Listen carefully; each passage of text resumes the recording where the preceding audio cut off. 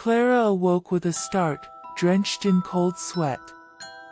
The same nightmare had haunted her for weeks, a dark, shadowy figure whispering unintelligible words, sending chills down her spine. She could never remember what it said, but the feeling of dread lingered long after she woke up. She brushed off the dream, convincing herself it was just stress from her new job and the move to the old, creaky house she had inherited from her late aunt. The house was a relic, its walls echoing with memories of generations past. Clara loved its antique charm, but it came with an eerie sense of being watched. She dismissed it as paranoia, but the feeling grew stronger each day. The nightmares intensified, and soon, she began hearing whispers even while awake. One evening, as Clara prepared for bed, the whispers grew louder. They seemed to emanate from the walls, seeping through the cracks and filling her room with an ominous presence. She froze, straining to make out the words, but they remained a garbled murmur. The air grew heavy, and an icy chill enveloped her. Desperate for answers, Clara decided to explore the attic, a place she had avoided since moving in. The door creaked open, revealing a dusty, dimly lit space filled with forgotten relics. In the corner, she found an old chest covered in cobwebs.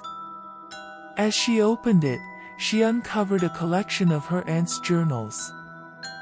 Leafing through the brittle pages, Clara discovered entries detailing a dark family secret. Her aunt had written about a malevolent entity that had plagued their family for generations. It thrived on fear and despair, manifesting in dreams before taking hold of its host. The only way to contain it was through an ancient ritual, but the specifics were lost to time. Clara's heart raced as she realized the entity had now latched onto her. Determined to rid herself of the sinister force, Clara sought the help of a local historian, Dr. Santos, who specialized in occult phenomena. Dr. Santos listened intently as Clara recounted her experiences, nodding knowingly. This entity is known as O Ser que Habita, a being that preys on the minds of its victims, he explained. It manipulates their fears, growing stronger with each nightmare. To expel it, you must confront it in your dreams and sever its connection. Clara felt a mix of relief and dread. She now knew what she had to do, but the thought of facing the entity head-on terrified her. That night, she prepared herself for the battle of her life. She lit candles around her room, hoping to create a barrier of light against the encroaching darkness. As she drifted into sleep, the familiar chill washed over her. She found herself in the same nightmarish landscape, the shadowy figure waiting for her. This time, she stood her ground, forcing herself to confront it. "Who are you?" she demanded, her voice trembling but resolute. The entity's form shifted, revealing a grotesque, skeletal face. "I am your fear, your despair," it hissed. "You cannot escape me." Clara's heart pounded, but she steeled herself. "I will not let you control me," she declared. "I know what you are." With that, she reached into her pocket and pulled out a small mirror, a tool Dr. Santos had given her. The entity recoiled at its reflection, shrieking in agony. Clara held the mirror steady, watching as the dark figure writhed and dissipated, its hold on her mind weakening. She awoke with a gasp, the cold sweat replaced by a sense of calm.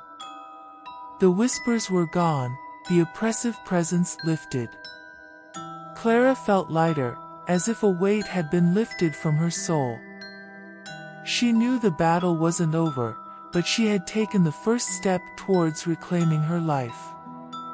Over the next few weeks, Clara continued to confront the entity in her dreams, each encounter weakening its grip.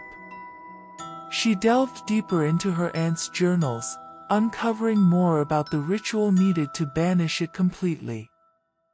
With Dr. Santos' guidance, she gathered the necessary items, a silver dagger, candles, and a rare herb known for its protective properties.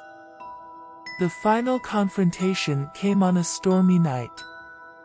The wind howled outside as Clara set up the ritual in her attic, the flickering candlelight casting eerie shadows on the walls.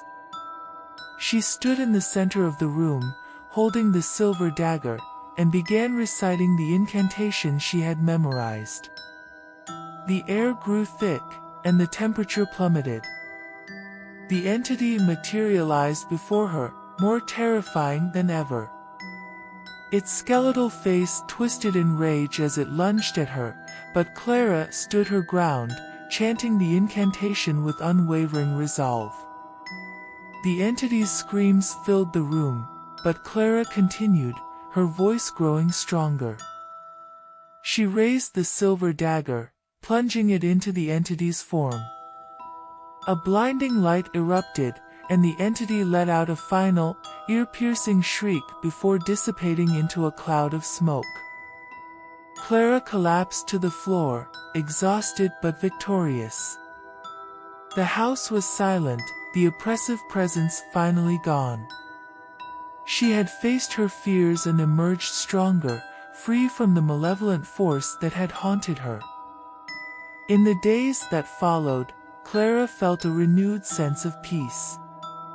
She continued to live in the old house, but it no longer felt haunted. She had turned it into a sanctuary, a place where she could finally be at ease.